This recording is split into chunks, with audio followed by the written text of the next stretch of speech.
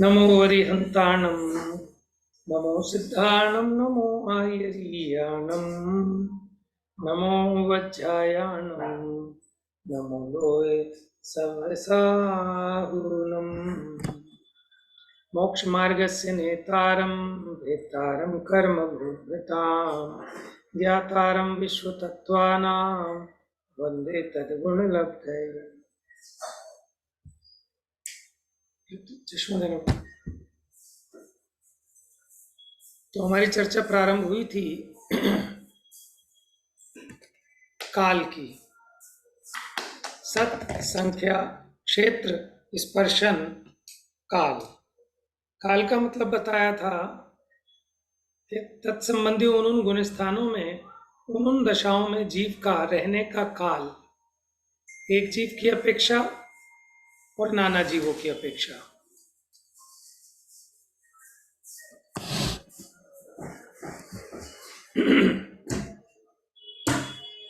सामान्य की अपेक्षा गुण स्थानों में हमने देखा था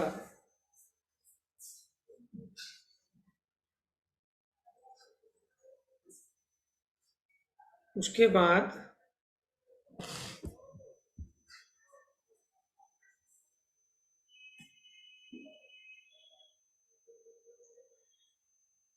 हाँ,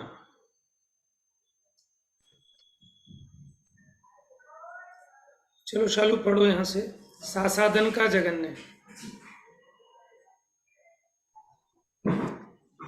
मिथ्यात्व गुण स्थान की बात हुई थी ना हमारी। देखो एक बार रिवाइज करा दें। नाना जीवों की अपेक्षा हमने देखा कि एक तो मिथ्यात्व गुण स्थान, चौथा अविरत सम्यक्त्व, पांचवा देश विरत, छठवा प्रमत्त विरत, सातवां अप्रमत्त विरत, तेरहवा संयोग। माने इनका सद्भाव सर्वकाल है नाना जीवों की अपेक्षा। ठीक है। इसके अलावा बाकी के जो गुण स्थान हैं उसमें बताया साधन का जगन्य से एक समय और उत्कृष्ट से पल्ले का असंख्यात्व भाग नाना जीवों की अपेक्षा। तीसरे मिश्र का जगन्य अंतर मुहूर्त और उत्कृष्ट पल्ले का असंख्यात्व भाग। चारों उपशम श्रेणी वालों का एक समय जगन्य से और उत्कृष्ट से अंतर मुहूर्त। छपक श्रेणी वालों का और 14वें अयोग जिन, उनका जगन्य से और उत्कृष्ट से अंतर मुहूर्त ही है। ठीक है। एक जीव की अपेक्षा कल समझा दिया था, दोबारा से फिर पढ़ देते हैं। पढ़ो शालू। एक जीव की अपेक्षा गुणस्थानों का काल। सामान्य से मिथ्यात्व गुणस्थान में एक जीव की अपेक्षा अनादि अनंत, अनादि शांत और सादि शांत, यह 3 प्रकार का काल है। इनमें से अभव्य का अनादि अनंत है। भव्य की अपेक्षा अनादि अनंत, अनादि शांत और सादि शांत है। सादि शांत का जगन्य, अंतर्मुहूर्त और उत्कृष्ट कुछ कम अर्धपुद्गल परिवर्तन मात्र काल है। अर्धपुद्गल परिवर्तन में मात्र अंतर्मुहूर्त शेष रहने पर यह जीव नियम से सम्यक्त्व को अंगीकार कर मुक्त हो जाता है। जी। अतः इतना अब कम है। मेरा प्रश्न है आप लोगों से, भव्य की अपेक्षा जो 3 प्रकार का काल बताया है, अनादि अनंत, अनादि शांत, सादि शांत, क्या ये सबको समझ में आया है?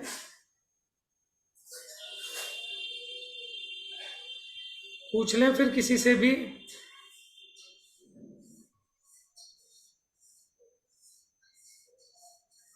चलो प्रीति बताओ, अनादि अनंत कैसे है भव्य की अपेक्षा? वो उन अभव्य जीवों की अपेक्षा है जो कभी भी भव्य नहीं होंगे, अनादि से भी मिथ्या दृष्टि है और मिथ्या दृष्टि रहेंगे। बात तो ठीक बताई, शब्द का प्रयोग गलत किया, दोबारा बोलना। अच्छा, हमने पूछा वो भव्य की वाले भव्य अपेक्षा। जीव है। हाँ बोलो, अब हाँ, दोबारा बोलो। वो भव्य जीव हैं जो कभी सम्यक दर्शन को प्राप्त नहीं करेंगे, वेरी जो गुड। पहले भी मिथ्या दृष्टि थे और अंत तक मिथ्या दृष्टि रहेंगे। अनंत काल तक। हाँ अंत तो कभी है ही नहीं। हाँ, अनंत तक मिथ्या दृष्टि रहेंगे। Very good.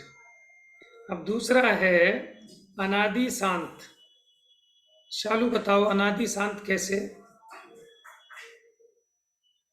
गल भैया नहीं मुझे थी मेरे क्लियर ख्याल से। नहीं है। कोई बात नहीं। नहीं नहीं। और पूनम बताओ, अनादि शांत।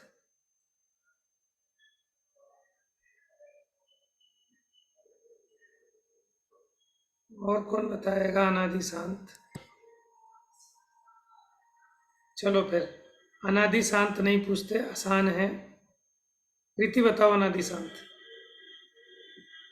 जो पहले तो मिथ्या दृष्टि थे, लेकिन अनंत काल में सम्यक दर्शन ग्रहण करके सम्यक दृष्टि हो जाएंगे। माने उनके मिथ्यात्व है तो अनादि से, लेकिन अनंत हम्म। तक नहीं रहेगा, उसका अंत आ जाएगा, इसलिए कहा शांत। अब तीसरा है सादी शांत। अब ये पूनम भाभी जी बताएंगी।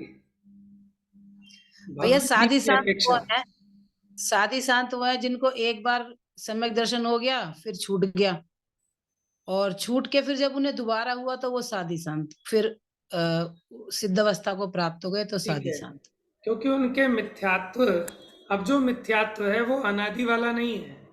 अनादि वाला तो पहले छूट गया था, ठीक है ना, दोबारा से मिथ्या दृष्टि हुए हैं। बीच में कभी इन्हें सम्यक दर्शन हुआ था, तो ये कहलाते हैं सादी मिथ्या दृष्टि। ठीक है, इनका जो मिथ्यात्व है वो सादी है। ठीक है, और ये मिथ्यात्व भी अब गारंटी से शांत हो जाएगा, इसलिए कहलाएंगे सादी शांत। बहुत बढ़िया। अब आगे का और बताओ भाभी जी। सादी शांत का जगन्य अंतर मुहूर्त और उत्कृष्ट काल कुछ कम अर्ध पुद्गल परावर्तन है। पहले गुण स्थान में रहने की अपेक्षा बात चल रही है, संसार में रहने की बात नहीं है। मैंने मिथ्यात्व गुण स्थान में भव्य जीव की अपेक्षा ये जो सादी शांत वाला है, इसका जगन्य रहने का काल पहले गुण स्थान में अंतर्मूर्त है, और उत्कृष्ट कुछ कम अर्ध पुद्गल परावर्तन। तो इसको थोड़ा सा समझाओ। मतलब इसमें ये अर्धपुद्गल परावर्तन को बताऊं? हाँ, अच्छा, पहले इसके लिए पुद्गल परावर्तन बता देते हैं। आपने वैसे कल बताया तो था, मैंने बाद में सुनी थी आपकी क्लास, उस समय मैं ज्वाइन नहीं कर पाई थी, अच्छा कोई अच्छा, आया कोई हुआ बात था घर नहीं। में। नहीं तो नहीं, पुद्गल आप हाँ बस मोटा मोटा बता दो। मोटा मोटा यही है कि जो आपने बताए थे, द्रव्य क्षेत्र काल भव और भाव 5 परावर्तन जीव करता है। हम्म, तो उसमें जैसे मान लो मैं इस काल में ये पूनम बनी हूँ, तो जैसे जो मेरे को घर परिवार जैसा शरीर जैसा जो कुछ भी मुझे मिला है, ऐसा मुझे जब मैं परावर्तन कर रही होंगी तब ऐसा मुझे जब बिल्कुल सेम टू सेम ऐसा मिलेगा, तो वो मेरा एक पुद्गल परावर्तन कहलाया जाएगा। उसका भी सिर्फ द्रव्य का, फिर मेरे को उसमें उसी तरह से यही क्षेत्र हो, फिर मेरे यही भाव हो, तो इन सब का जब होगा तो उसे पुद्गल परावर्तन कहा जाता है। ऐसे ही जो सबसे ज्यादा कम होता है वो होता है द्रव्य का, उससे ज्यादा होता है क्षेत्र का, उससे ज्यादा होता है काल का, फिर उससे भी ज्यादा भाव का, भव का, फिर सबसे ज्यादा भाव का, ये परावर्तन होता है। तो थोड़ा सा ना आप ये बताओ कि पहले गुण स्थान में अधिक से अधिक अगर रहे तो कुछ कम अर्ध पुद्गल परावर्तन काल कहा। जी, कुछ कम अर्ध पुद्गल परावर्तन काल, ऐसा क्यों? कुछ कम इसलिए कहा कि वो जो जिस अंतर्मुहूर्त में उसको हो जाएगा सम्यक दर्शन, उसका जब क्या कहते हैं सिद्ध अवस्था होने वाली होगी जब उनकी, तो वो जो अंतर्मुहूर्त होगा वो उसमें से लेस किया जाएगा। और यहाँ इस पर्याय में 8 साल, 8 वर्ष प्लस अंतर मुहूर्त, क्योंकि 8 वर्ष का होने के बाद ही नवीन जी सम्यक दर्शन को ग्रहण किया जा सकता है। जी ठीक है ना। और अर्धपुद्गल परावर्तन इसलिए कहा था, यानी एक द्रव्य परावर्तन का आधा, वो जी हुआ जी आधा। अर्धपुद्गल परावर्तन। तो उस हाँ जी अर्धपुद्गल परावर्तन के अनंतवें भाग में भी अनंत सागर जानना हाँ जी कितना हाँ जी काल है। जी लेकिन जिस माने ये एक नियम है कि जिसको हम काल लब्धि कहते हैं ना, अगर जिसका संसार में रहने का काल अर्ध पुद्गल परावर्तन से अधिक है तो वो करोड़ों उपाय करे तो भी उसको सम्यक दर्शन नहीं होगा। ठीक है, वो काल लब्धि है, यानी जब तक उसका काल अर्ध पुद्गल परावर्तन या उससे कम रह जाए, ठीक है, तो इसको कहते हैं कि उसको काल लब्धि आ गई। और ये तो भैया हम काल इसमें हम लब्धि ये की मान तरफ से। सकते हैं कि जब हमें ये सब बातें समझ में आ रही हैं और हमारा इस तरह से पुरुषार्थ चल रहा है, तो हम ये मान सकते हैं कि हाँ, हो सकता है हमारी काल लब्धि पकड़ी हो, तभी हाँ, हमारा इधर मन लग रहा है, तभी हमें ये बातें समझ में आ रही हैं। बिल्कुल ऐसा ही मानना चाहिए। ठीक है ना, मानना भी ऐसा ही चाहिए, क्योंकि मैं कह रहा हूं, एक दिन मैंने और चर्चा ली थी, ये तो चलो ठीक है कि हम भव्य, मान लो अगर साक्षात अनंत भगवान ये कह भी देते कि भाई तुम अभव्य हो, हम तो तब भी यही काम करते, क्योंकि इसी में हमें शांति मिल रही है ना। तो सच्ची जिसे, बात यही। हाँ, तो मतलब मैं मैंने, भी अपने आप को यही मानती हूँ, यही पैमाना रखती हूँ कि मैंने शुरुआत से सोचती हूँ कई बार बैठ के कि भाई मैं क्यों कर रही हूँ ये सब कुछ। तो मुझे कभी कभी अपने मन में ख्याल आता है, यार बाहर की अवस्थाएं, चाहे कुछ बहुत बाहर की अवस्थाएं कई बार ऐसी भी होती हैं जो बिल्कुल हमें ऐसा लगते हैं, यार हमारे साथ ऐसा क्यों हो रहा है। तो फिर ये लगता है देखो जो भी हो, हमें तो यही अच्छा लग रहा है ना। एक चीज और, जैसे मेरे से कभी कभी कोई कहता है, यार तेरे पे इतने कष्ट, इतनी परेशानी आती है, वहां चल ना, वहां देख, वहां तुम्हारे पे अभी ग्रह आ रही है। हमारी समधन जाए वो कहने लगी, ग्रह आ रही है भाभी जी, ऐसे ऐसे कर लो, वैसे वैसे कर लो, यूं यूं कर लो।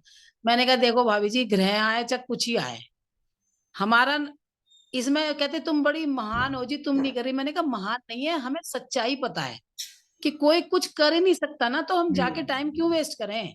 हमें अब तुम बेवकूफ ही से नहीं ग्रह बनना, का नाम ले, बेवकूफ हमको क्यों बने बेवकूफ हम, नहीं हमें बनना। पता है ना। जब तुम्हें हाँ, जब तुम्हें पता है। अब मैंने उनसे एक क्वेश्चन करा, मैंने कहा अगर आपको आपकी रसोई में एक डब्बे में पता है कि उसमें चीनी नहीं है और आप चीनी ढूंढ रही हो, मतलब मैं और आपसे कह रही हूँ भाभी जी इसमें देख लो ना, भाभी जी इसमें देख लो ना, तो आप यही तो कहोगी कि भाई इसमें क्यों देख लूं जब इसमें है ही नहीं। पता है तो इस ठीक। तुम्हारा महानपना क्या हुआ। अपन, जिस डिब्बे में मुझे पता है चीनी नहीं है और मैं उसमें चीनी नहीं ढूंढती, तो इसमें मेरा महानपना नहीं है ना।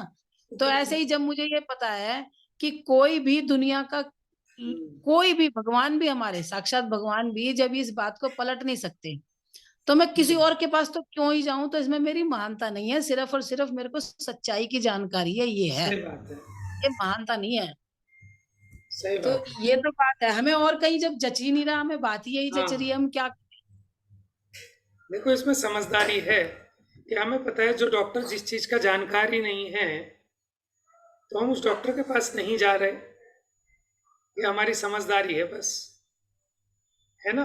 तो ये बात अंदर से इसके ख्याल में आनी चाहिए, तो इसको स्वप्न में भी ये बात, है ना, ऐसा टाइम वेस्ट विकल्प ना लगेगा, उठे। ऐसा लगेगा कि जब मेरे हाथ में दर्द है, तो भैया मैं आंखों के डॉक्टर के पास जाके टाइम क्यों वेस्ट करूं, पैसे क्यों वेस्ट करूं अपने। हाँ, देखो आप एक बात समझो, मुझे ये बात समझ में आई कि जितने भी एलोपैथी वाले हैं, ये सिर्फ, इनको कुछ नहीं पता, ये सिर्फ क्या करते हैं, ट्रायल करते हैं, ट्रायल, एक्सपेरिमेंट करते रहते हैं।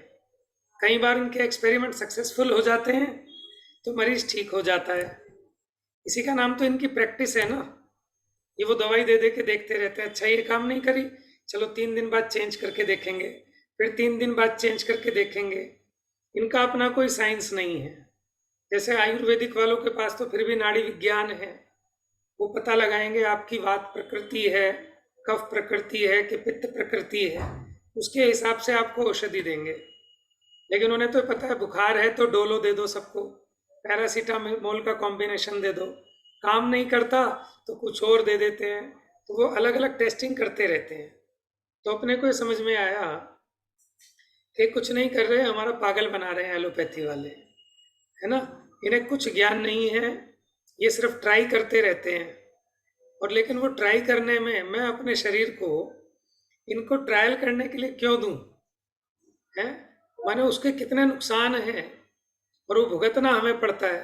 दुनिया भर के इंजेक्शन ठोक देते हैं आपको, कभी कुछ भी हो जाए, अगर आप हॉस्पिटलाइज हो जाएं, है ना। एक बार शिवानी, इसको पूरी रात पेट में बहुत भयंकर दर्द हो गया, सुबह रात पूरी रात झेला इसने, सुबह हिम्मत तोड़ दी कि नहीं अब बस ले जाओ हॉस्पिटल। तो हम हॉस्पिटल ले गए, वहाँ उन्होंने इंजेक्शन ठोक दिए, वही एक उल्टी वाला, एक पेट दर्द वाला ग्लूकोज के साथ। कोई आराम नहीं पड़ा तो फिर एक और ठोक दिए। फिर उन्होंने कहा छुट्टी करके ले जाओ जी, बस हो जाएगा ठीक। हमने कहा ठीक तो हुआ ही नहीं। तो फिर हम किसी और हॉस्पिटल में ले गए, वहाँ उन्होंने डबल डोज और चढ़ा दी, फिर भी ठीक नहीं हुआ। फिर उन्होंने रखा 11 बजे तक, उन्होंने कहा फिर दोबारा एक डोज और दे देते हैं। मैंने कहा आप कोई डोज मत दो, आप छुट्टी कर दो, हम घर ले जाएंगे। तो हम इतने दुखी हुए, ठीक है ना। फिर कहीं टेस्टिंग कराने ले गए, फिर इसको ग्लूकोज ज़्यादा चढ़ाया था, कांपने लगी। वहाँ जो डॉक्टर नहीं थी, प्रीत विहार में एक टेस्टिंग सेंटर था, लैब, वो चिल्लाने लगी इसको तो कोरोना के लक्षण है, ले जाओ ले जाओ ले जाओ। हम इसको लेके घर आ गए। उस दिन के बाद हमने कान पकड़ लिए कि भैया अपना बुद्धू नहीं बनाना, जो होना हो। जब बताओ इतने इंजेक्शन लगवाने के बाद भी पेट दर्द ठीक नहीं हो रहा, और वो जहर अपने शरीर में चढ़वा रहे हैं। कितना आपके हार्मोनल डिस्टरबेंस भी होती है बॉडी में, जो आपका सिस्टम है सब डिस्टर्ब हो जाता है? तो फिर ऐसा काम क्यों करना।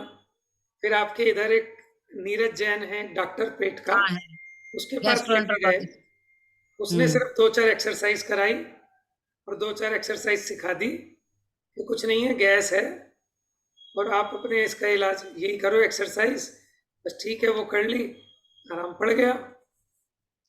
भैया आपकी बातों से इतनी ताकत आई मेरे को। मैं अभी 2-3 दिन पहले मुझे बुखार हो गया, एक बुखार हो गया, 1.5 बुखार हो गया, और घर में सब पीछे पड़ गए, बेटा भी, बहू भी, ये भी। हाँ बिल्कुल दवाई ले ले, दवाई ले ले, डोलो ले ले, डोलो ले ले। हाँ मैंने आपके सोचा, मैंने कहा आपके ना मनोज भैया की बात पे ही चल के देखूं। तकलीफ तो बहुत हो रही थी अंदर में, मेरे को पूरे शरीर में दर्द हो रहा था, सब कुछ हो रहा था, पर मैंने कहा मुझे कुछ नहीं लेना। वो दवाई लेके आ गई, उसमें निकाल के मैंने वो अपनी मुट्ठी में छुपा ली। मैंने कहा मैंने खा ली, तुम जाओ। और नहीं खाई। मैंने कहा आपके मैं भी करके तो देखूं, एक बार जिनवानी की बात पे भरोसा करके तो देखूं। पूरा शाम होने को हो गई, एक बूंद ना पानी लिया, कुछ भी नहीं लिया मैंने। और जब शाम होने को हो गई तो बच्चे पीछे पड़ गए कि मम्मी थोड़ा सा नारियल पानी ले लो। अच्छा, मैंने कहा चलो, आधा गिलास मैंने नारियल पानी पिया। मेरे को वो भी पीते ही एकदम उल्टी हो गई, पीते ही पूरे पानी की उल्टी हो गई। तो मैंने समझ लिया, मैं सुमत जी के भी सुन रही थी कि भाई अभी शरीर मेरा एक्सेप्ट नहीं कर रहा कुछ भी। और इतने में शाम हो गई। मैंने कहा भाई अब तो मैंने त्याग कर दिया, अब मैं कुछ नहीं लूंगी। अब जब मैंने त्याग क्या दिया, अब मेरे कोई पीछे ही नहीं पड़ा कि अब तो इन्होंने नियम ले लिया। मैंने कहा मैंने सुबह दिन निकलने तक का नियम ले लिया, मैं कुछ भी नहीं लूंगी ना लगाऊंगी। अब मेरे को तुम परेशान मत करो। मतलब नींद तो क्या आई लेटी रही, अगले दिन हुई फिर भी बुखार। फिर सब कहने लगे अब चल हॉस्पिटल चल। मैंने कहा अच्छा अच्छा रुक जाओ, मैं देख रही हूँ। अभी अभी मैं हिम्मत नहीं हार रही, अभी तुम क्यों हार रहे हो। अगले दिन भी यही हुआ कि फिर बहुत देर हो गई, फिर नारियल पानी लिया, फिर भी मेरी उल्टी हो गई। उस दिन भी मैंने कुछ नहीं लिया। मतलब ऐसे करके मेरे को 2 दिन 2 रात हो गए। और भैया मैं आपको एक्सपीरियंस बताऊं, वो 2 दिन जो अगला दिन था मेरा, उसमें तो धीरे धीरे मेरे दर्द कम होने चालू हो गए। जैसे बॉडी में बहुत पेन था, सिर में बहुत पेन था, पेट में पेन था, तो सुबह 10-11 बजे के बाद मेरा दर्द कम होना चालू हो गया। शाम होते होते मैंने कहा मेरे को थोड़ी एनर्जी लग रही है। मैंने कहा तू मेरा बुखार चेक कर। भैया मेरा बुखार 98.6 बिल्कुल बढ़िया एकदम। कोई दवाई नहीं ली, कुछ नहीं लिया। नारियल पानी लिया था, वो भी उल्टी हो गया था मेरा, अगले दिन भी नहीं लिया मैंने। और फिर शाम होने से पहले मैंने देखा मेरे शरीर में अपने आप एनर्जी लगने लगी, मुझे सारे दर्द गायब हो गए। अच्छा, मेरे से पहले घर में औरों को भी बुखार हुए थे, सबके किसी के 1-1 हफ्ते तक दर्द चल रहे हैं, किसी के 10-10 दिन तक दर्द चल रहे हैं, गले खराब चल रहे हैं, जुकाम चल रहा है। मुझे भी गला खराब और जुकाम से ही बुखार हुआ था। दूसरे दिन शाम तक गला दर्द एकदम ठीक, बदन का दर्द एकदम ठीक, सारे दर्द ठीक। और फिर मैंने कहा अब मुझे तुम थोड़ा सा नारियल पानी दे दो। मैंने वो नारियल पानी लिया बस, और फिर मैंने कुछ नहीं लिया। रात हो गई, मैंने कहा मैंने सुबह तक का त्याग कर दिया, अब कुछ नहीं लूंगी। भैया तीसरे दिन उठी ना, तो ऐसे उठी कि जैसे मैं कहीं से एनर्जी ड्रिंक पी के आई हूँ। बिल्कुल। और ऐसी इतनी, मतलब इतनी एनर्जी, इतना हल्का शरीर।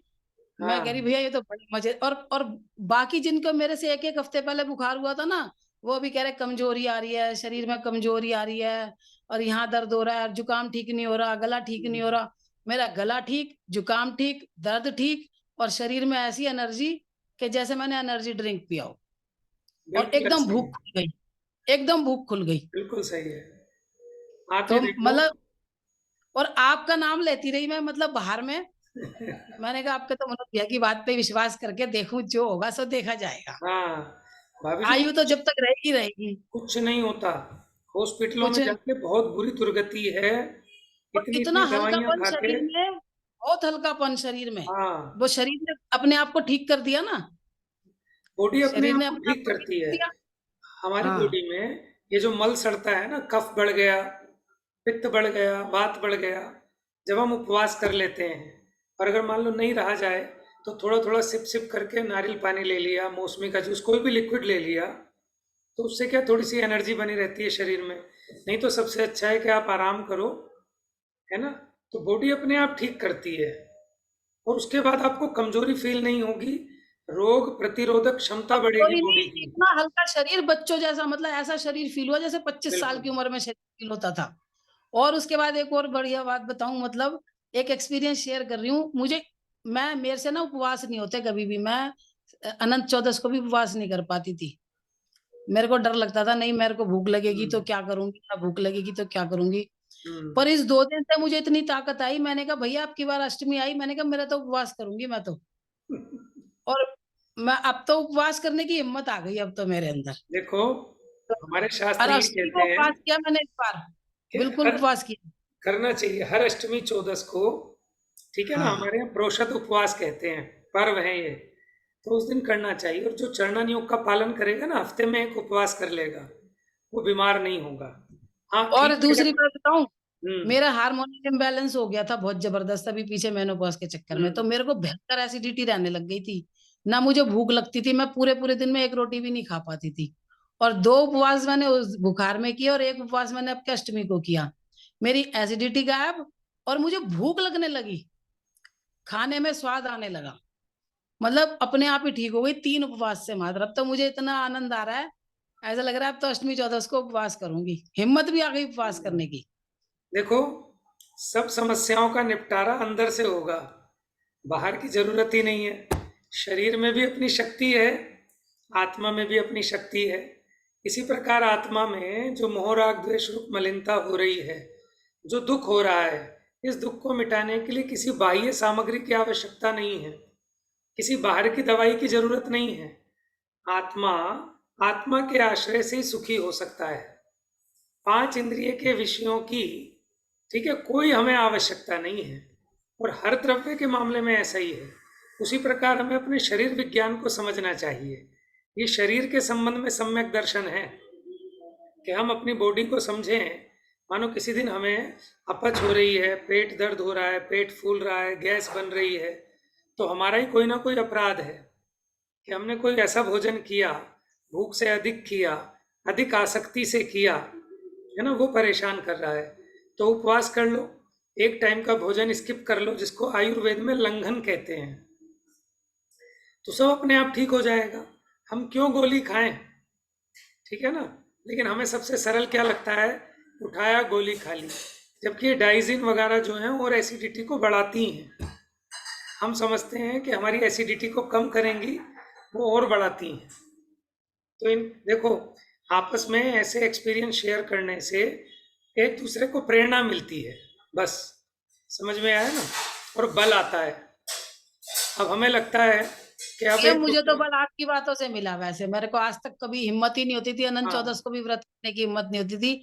पर लगातार आपसे सुनते सुनते मैंने कहा यार एक बार करके तो देखूं भैया क्या। एक दिन हाँ, तकलीफ हुई, मतलब मुझे तो बल आपसे ही मिला बिल्कुल। नहीं उसमें भी क्या है, अपनी सामर्थ्य प्रमाण। मान लो अगर हिम्मत नहीं होती उतनी, तो आप कुछ रख लें, लिक्विड ले लें, माने ज़्यादा भी परेशानी कोई ये ना करे, अपनी अपनी सामर्थ्य के अनुसार, ठीक है ना। लिक्विड ले लें, बॉडी में लिक्विड भी कम ना हो, लेकिन बॉडी अपने आप ठीक करेगी। और देखो कल्पना बहन जी, चाहे माने 2-2 3-3 घंटे प्रवचन लेती हैं, लेकिन हर अष्टमी को पूरा उपवास, चौदस को पूरा उपवास, और कोई अपने धार्मिक क्रिया में कोई कमी नहीं करती। और देखो स्वस्थ चल रही हैं, बढ़िया है ना। तो ये तो हमारे मन का वहम है कि खाने से ताकत आती है। खाने से ताकत नहीं आती, जितना पचता है उससे ताकत आती है। और जो नहीं पचता, वो शरीर में आंव बनती है, और वही आपके हाथों में, है, जॉइंट्स में, जहां जहां वो आंव, वात, ठीक है ना, वो बैठता है वहां वहां दर्द होना चालू हो जाता है। लोगों के घुटने में दर्द, जॉइंट्स पेन, ये सब आंव की वजह से होता है, और वो तब होता है जब भोजन पचता नहीं है। तो भोजन उतना ही करना चाहिए पहले तो, कि जितना पच सके, है ना। उम्र के साथ साथ शरीर की पाचन क्षमता कम होती जाती है, और हमारी कोई फिजिकल वर्क नहीं होता, तो उतने भोजन की जरूरत भी नहीं। ये तो मन का विकल्प है। दिन में एक बार अगर 2 रोटी मिल जाए तो बहुत है ना, ज्यादा की जरूरत नहीं। फ्री होके पेट भी हल्का रहेगा, आप भी हल्के, अपना स्वाध्याय में भी मन लगेगा। और हम आवश्यकता से अधिक खा लेते हैं, हर समय मुंह चलाते रहें, तो वो बुद्धि भी भ्रष्ट होती है ना, एसिडिटी आदि प्रॉब्लम रहती है। आप लोग भी फॉलो करके देखो, किसी को डॉक्टर के पास जाने की जरूरत ही नहीं है, अपने डॉक्टर खुद बनो। अपनी समस्या का समाधान स्वयं से ही हो सकता है। बड़े पंडित जी कहते हैं, विद्वान ढूंढो नहीं, स्वयं विद्वान बनो। उसी प्रकार डॉक्टर ढूंढो नहीं, अपने डॉक्टर खुद बनो। हमें खुद पता होना चाहिए मुझे प्रॉब्लम क्यों हो रही है, और इस प्रॉब्लम का हल क्या है। समझ में आया ना? तो बहुत अच्छी बात बताई आपने। और देखो, हमारे चरणान योग की इसमें सिद्धि होती है। जो जैन चरणान योग कहता है वो बहुत साइंटिफिक है। और अब वो इंटरमिटेंटली वाली जो फास्टिंग चल गई है, वो कहते हैं आप 16 घंटे उपवास करो, पूरा मत करो, 16 घंटे। तो जैन लोग शाम को 5-6 बजे के बाद उपवास चालू, और सुबह 9 बजे खाना खाएंगे, तो आराम से 16-18 घंटे की फास्टिंग हो जाती है। तो वो कहते हैं कैंसर तक के रोग दूर हो जाते हैं इससे। जिन्हें नींद नहीं आती ना, वो दिन छिपने के बाद खाना छोड़ दें कुछ भी, फिर देखो आपकी नींद ना आने की बीमारी भी दूर हो जाएगी। समझ में आया ना? तो अपना जैन चरणान योग जो फॉलो करेगा, उसे वैसे भी पुण्य का बंध बनता है, और बाहर में शरीर के भी अनुकूल है। समझ में आया ना? तो भगवान की वाणी में जो उपवास आदि बताए हैं, कोई शरीर से दुश्मनी नहीं करनी, ये तो शरीर का हित है, शरीर के प्रति मित्रता है। हमारा बच्चा ऊट पटांग खाए, है ना, पिज्जा मैक्रोनी और चाउमीन खाए, तो आप उसको डांटते हो ना, मना करते हो। बच्चे को क्या लगता है, दुश्मन है। कि दुश्मन नहीं है, हितैषी है। समझ में आया ना? तो अच्छा है, देखो बल मिलता है इन चीज़ों से। आपको भी ऐसे ऐसे एक्सपेरिमेंट करने चाहिए, और उस चीज़ की पुष्टि करनी चाहिए, ताकि दूसरों को भी प्रेरणा मिले कि देखो हमने किया था, है ना। अब हमें लगता है कि वो इतना बड़ा डॉक्टर था, कोरोना पे लेक्चर देता था, के अग्रवाल, एम्स का, वो ही कोरोना में लिपट गया। समझ में आया?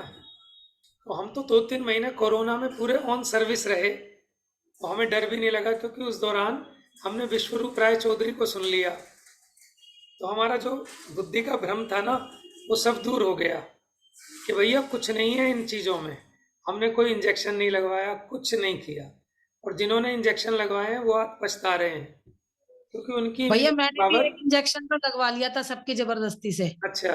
लेकिन उसके बाद फिर मैंने कहा अब नहीं लगवाऊंगी, चाहे कुछ हो जाए। सारे घर वाले पीछे पड़े रहे, वहां से फोन आते रहे, वहां से फोन आते थे, मैं कहते हैं हाँ जी लगवा लिया लगवा लिया। मैंने ना हाँ। दूसरा लगवाया ना बूस्टर डोज लगवाई, एक तो लगवा लिया था। फिर मैंने ऋषभ पंडित जी की सुनी थी कोरोना में प्रवचन, कि उनके वो कहते हैं हमारे पूरे परिवार के 35 जनों ने, किसी ने कोई इंजेक्शन नहीं लगवाया, कोई डोज नहीं ली। तो वो सुनने के मतलब ऐसे जैसे ज्ञानियों की बातें सुनते हैं ना, तो ताकत आती है, अरे ये भी इन्होंने भी तो नहीं लगवाया, ये भी तो चल रहे हैं, ये भी तो इसी दुनिया में रह रहे हैं। तो मैंने कहा मैं तो लगवाऊं नहीं अब, फिर मैंने नहीं लगवाया। मैंने कहा जो होगा मरे ही तो जाएंगे, तो जब मरेंगे सो मरेंगे ही। सही बात है। वो तो अपने आयु 6 से मरण होता है। देखो जिन जिनको कोरोना में दवाई मिल गई, डोज मिल गई, वो निपट गए, और जिन बेचारों हाँ, को नहीं मिल पाई ना, वो बच गए। वैसे ज्ञानियों की बातों से बल तो बहुत आता है। अब तो और बिल्कुल। ज्ञानी भी ऐसे जैसे जो हमारे बीच कैसे हैं, जैसे मान लो आप हो, ऋषभ पंडित जी हैं, संजीव, मतलब ऐसा लगता है ये तो हमारे बीच के लोग हैं, जब ये ऐसे कर हाँ। सकते हैं तो हम क्यों नहीं कर सकते। अब कोई हाँ। टोडरमल जी की सुनाए तो ऐसा लगता है अरे होंगे कोई, होंगे उनकी हाँ, क्या वो बड़े पता। पंडित जी थे। हाँ, सही उनकी क्या बात है। पता हमें। यही तो है ना, अब हम तुम आपस जैसे में लोग करते हैं। इसी का नाम है साधर्मियों से ये फायदा होता है ना। तो हमें लगता है अरे भाई ये भी तो हमारे जैसे ही हैं, जब ये रह सकते हैं तो हम क्यों नहीं? बहुत अच्छी बात है। चलिए, अभी है अपने पास 5-7 मिनट। हाँ जी, अब साधन का ये एक जीव की अपेक्षा चर्चा चलेगी। अब बताइए।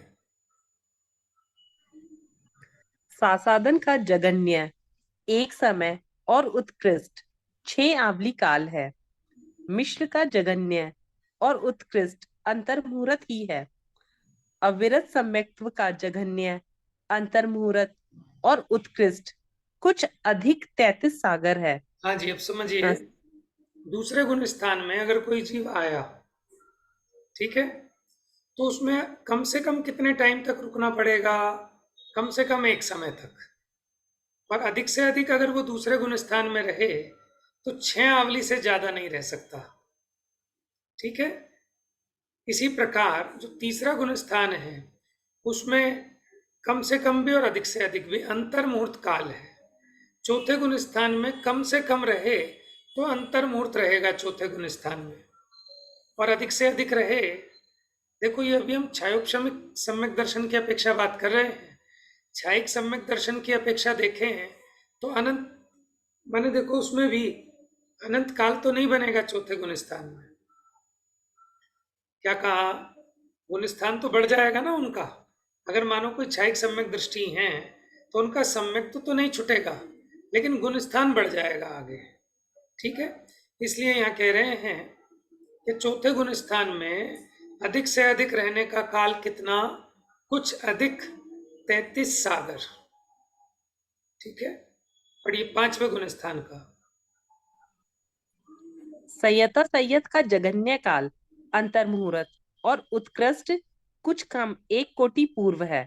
प्रमथ संयत और अप्रमथ संयत का जघन्य, एक समय और उत्कृष्ट अंतर्मुहूर्त है। देखो चौथे गुण संयत, स्थान का काल कितना बताया आपने? हाँ जी, चौथे गुण स्थान का काल कितना बताया आपने? चौथे जगन्य, समुद्र जगन्य से अंतर मुहूर्त और उत्कृष्ट की अपेक्षा 33 सागर। ये 66 सागर नहीं बोलते? उसमें ना बीच में एक बार क्षेत्र गैप सम्यक। पड़ता है, वो एक बार छूटता है उसमें। वो कुछ अधिक 66 अच्छा, सागर जो है ना, हाँ जी। हाँ वो कुछ अधिक 66 सागर है, लेकिन उसमें एक बार ना वो मनुष्य की अपेक्षा है, कुछ है ऐसा।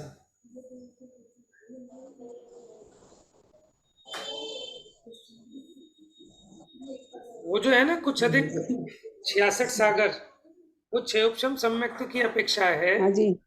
और उसमें शायद बीच में ना कुछ एक एक गैप पड़ता है। वो मैं देख के बताऊंगा आपको, सरवार सिद्धि की टीका में भी आया है। ठीक ठीक है, ठीक है। अभी देख रही है, अभी बताएगी शिवानी। चलिए, अच्छा ये कौन बताएगा? 5वें गुण स्थान का उत्कृष्ट काल कुछ कम 1 कोटि पूर्व है, ऐसा क्यों?